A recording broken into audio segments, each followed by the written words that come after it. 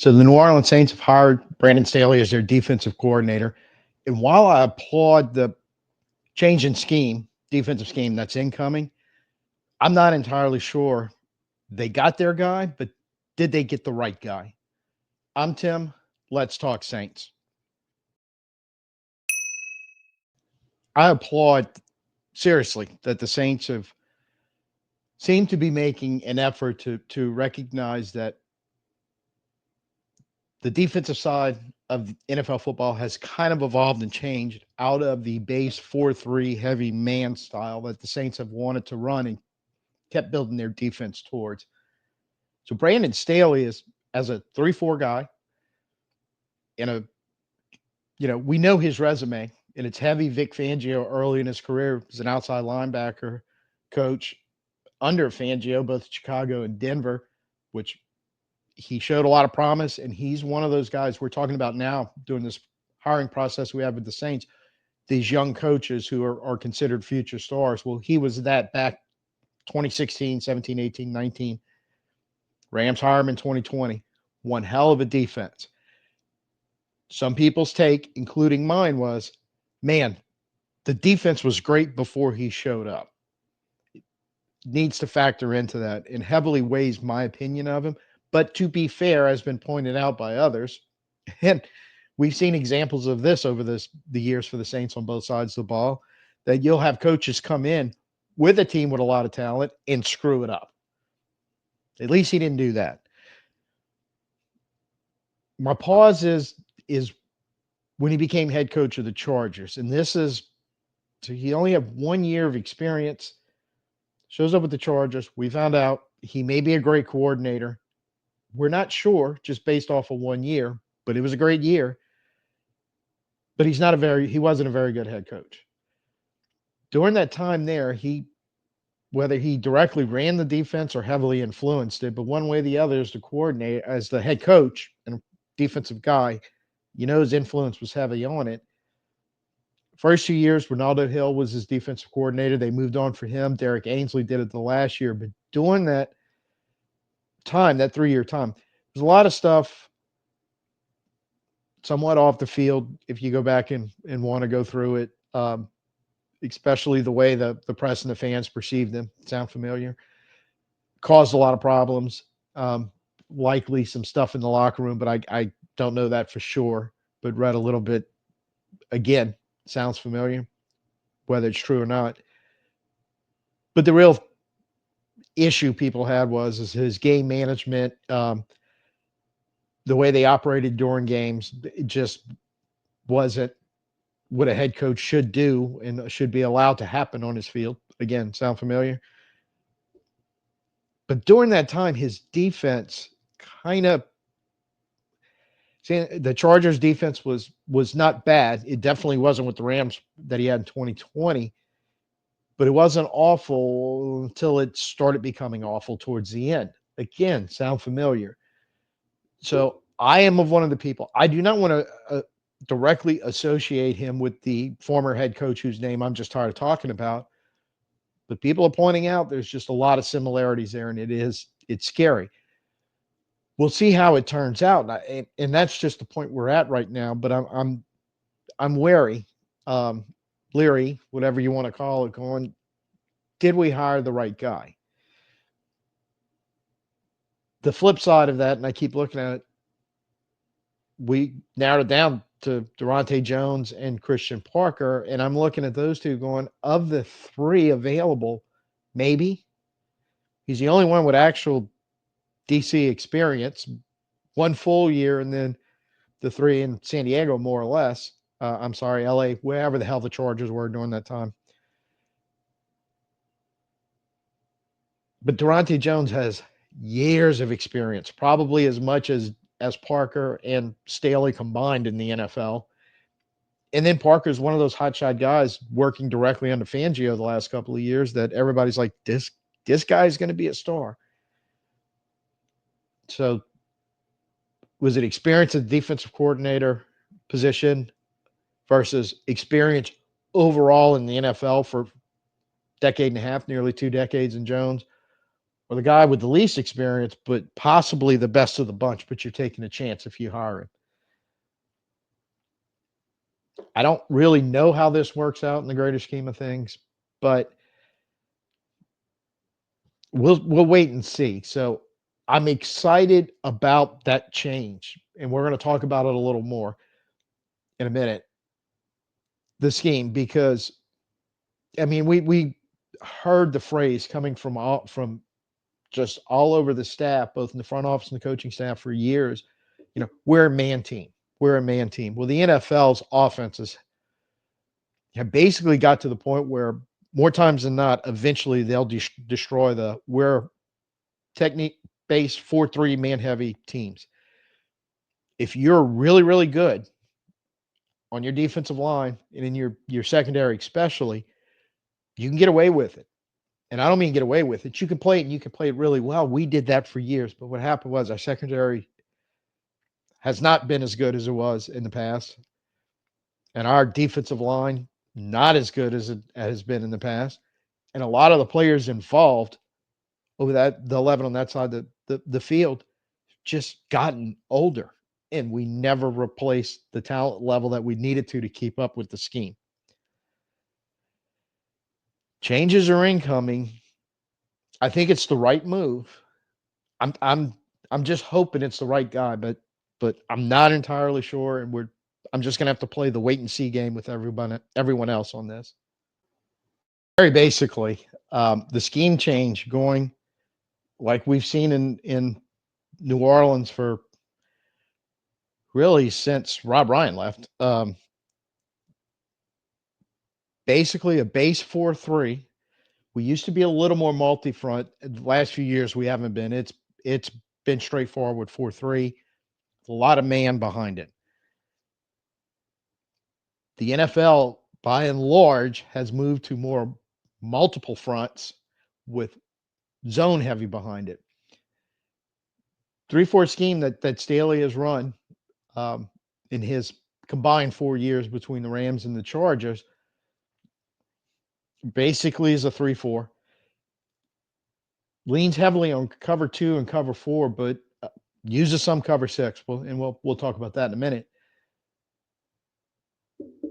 The purpose basically is design this defense. We're not getting blown up over the top in the passing game.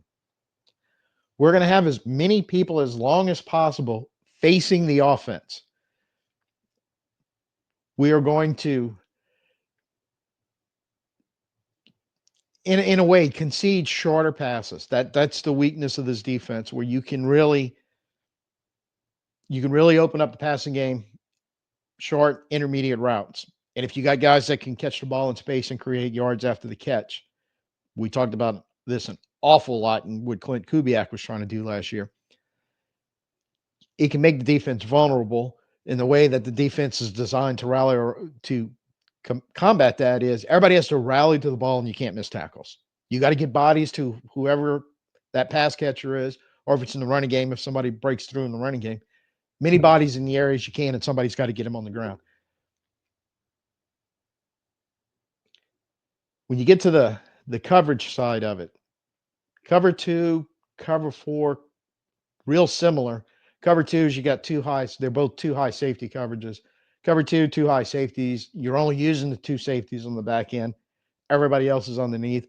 Cover 4, typically it's the outside corners. And this is sometimes known as quarters.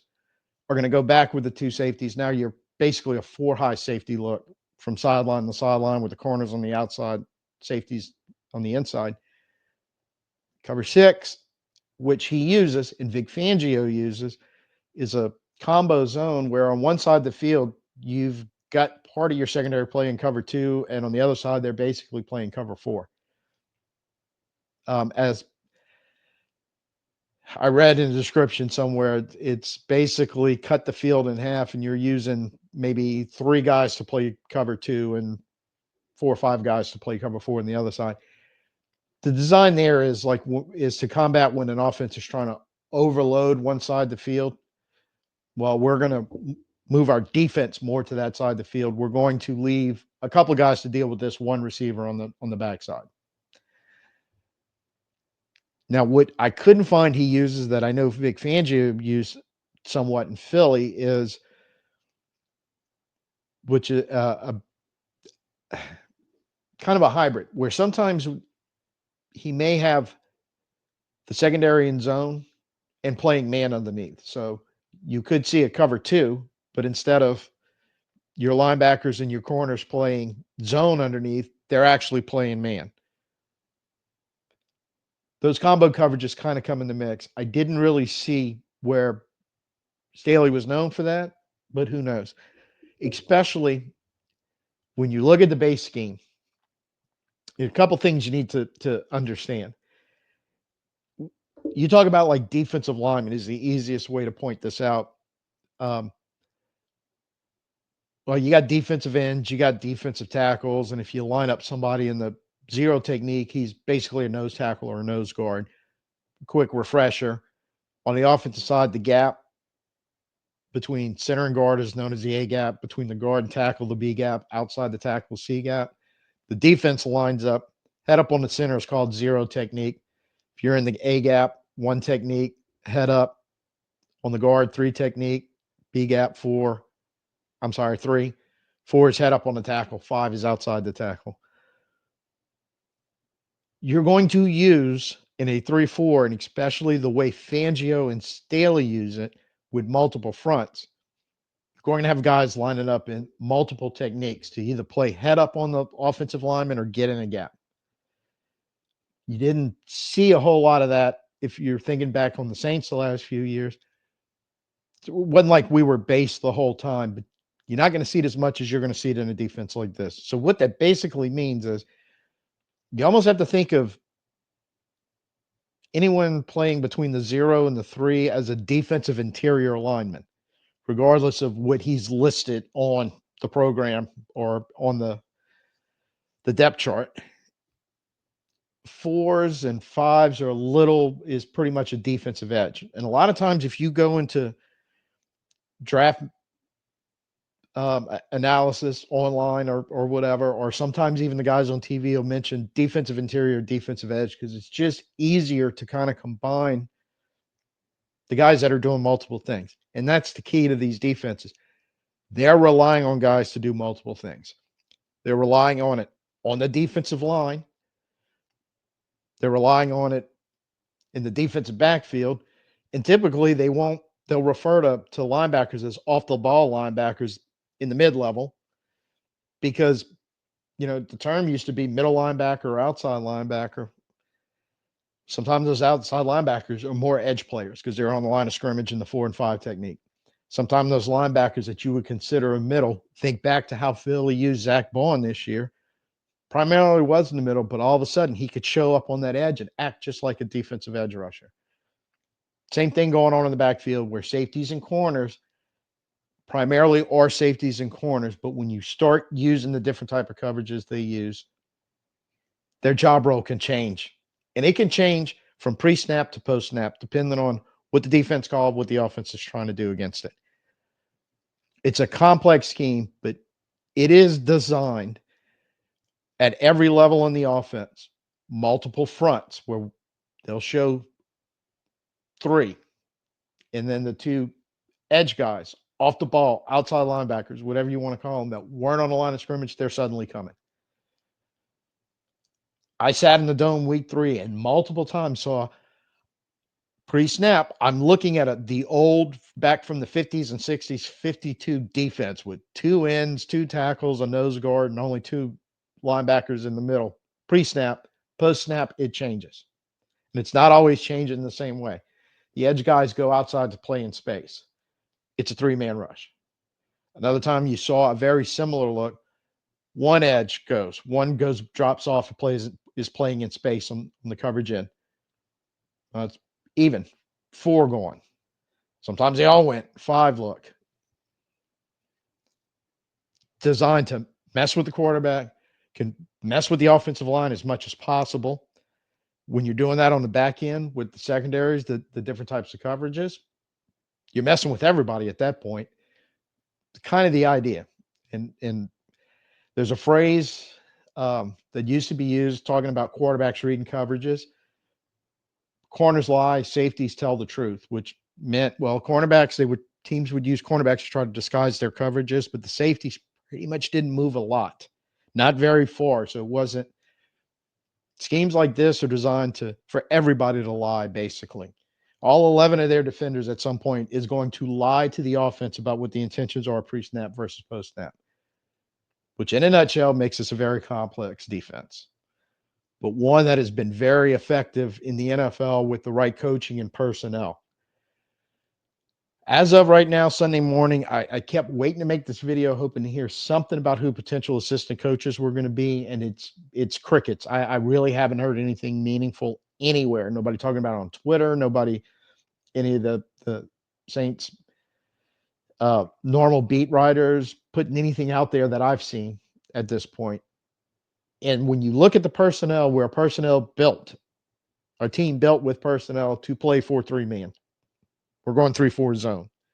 It's an issue right there, one. And it's going to take a little while to change over personnel. But the other thing is, whoever the assistant coaches they are planning to hire and going to bring in here, it's going to be important, especially in this first year, because you've got two things that's going on.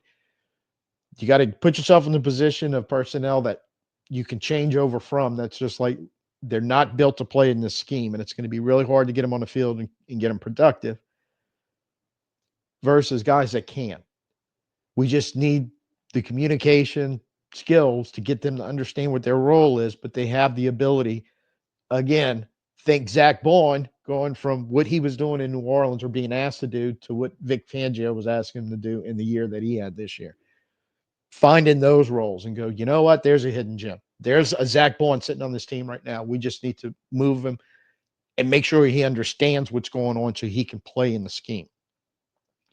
Now, since this is a hybrid scheme, for lack of a better word, because you're doing so much multi-front, maybe in this first year, you're not going to see a whole lot of changes while we're still cycling through personnel, because we just have more personnel to play a 4-3 or a 4-2-5 until we can get that worked in. And it may happen during the course of the season.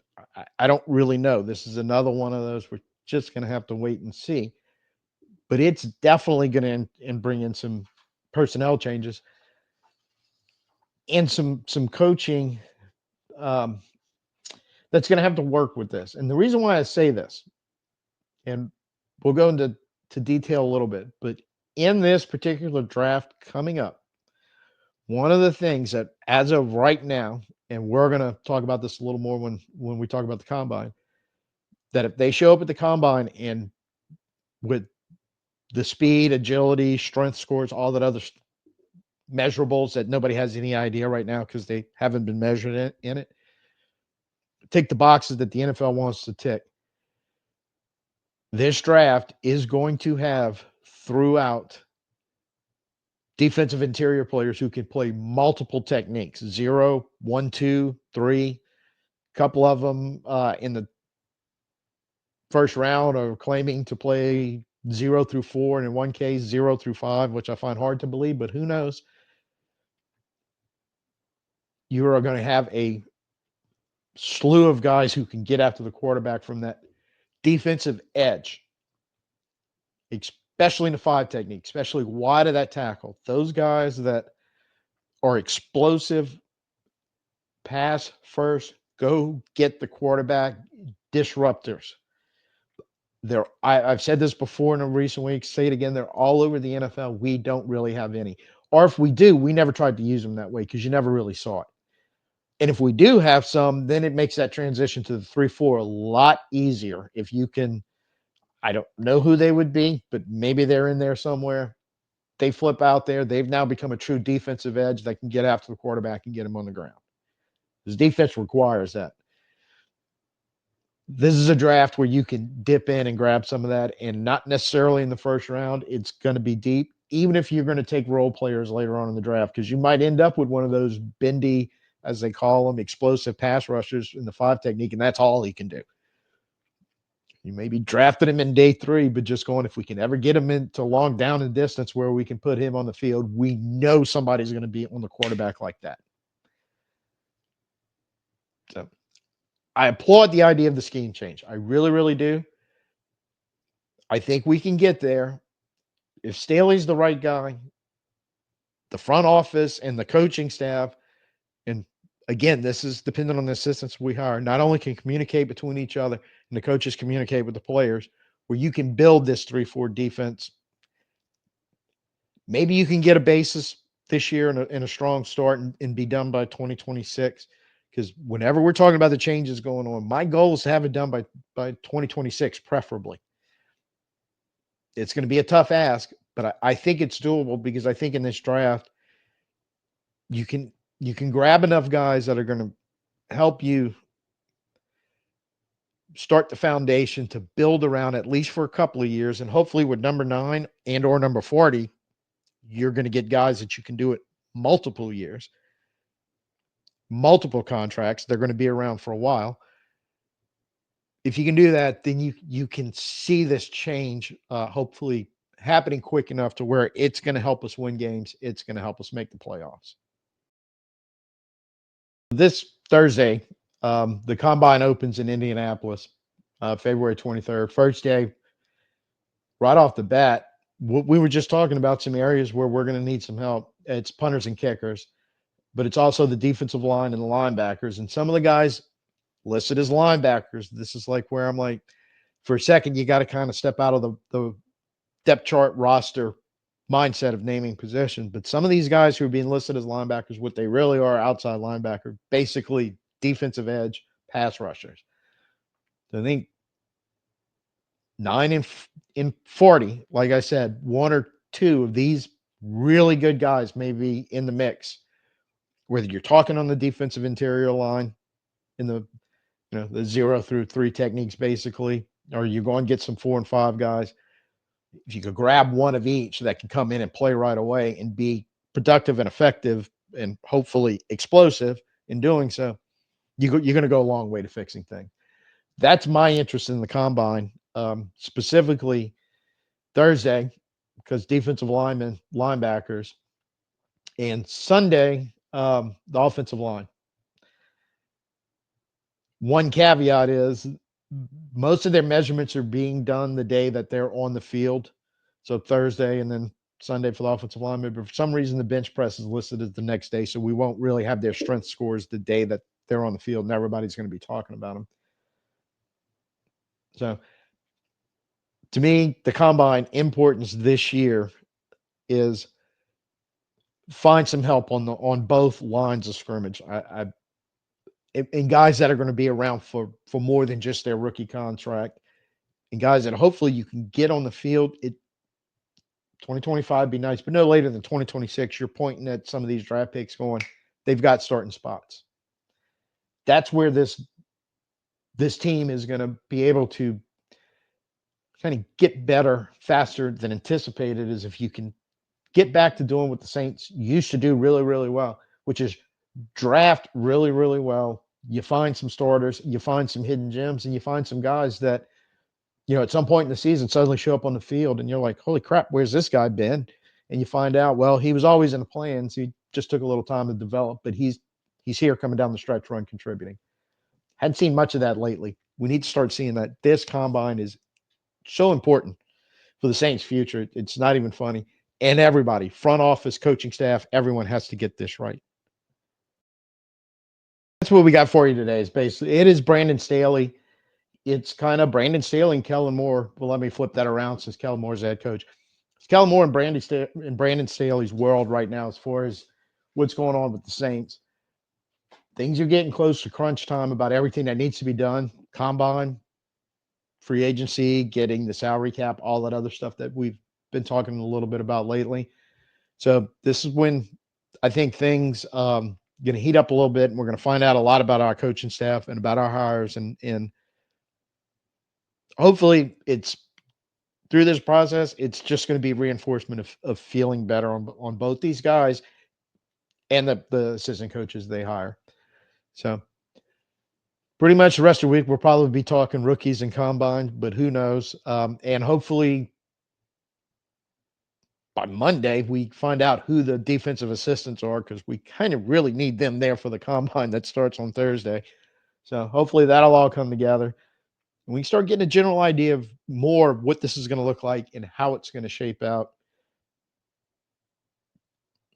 Hopefully 2025 isn't a train wreck. Um, I fear it might be, but being good in the draft is one way to avoid that. We'll see how it turns out. So till I see you next time, I'm Tim. Peace out and hoot out.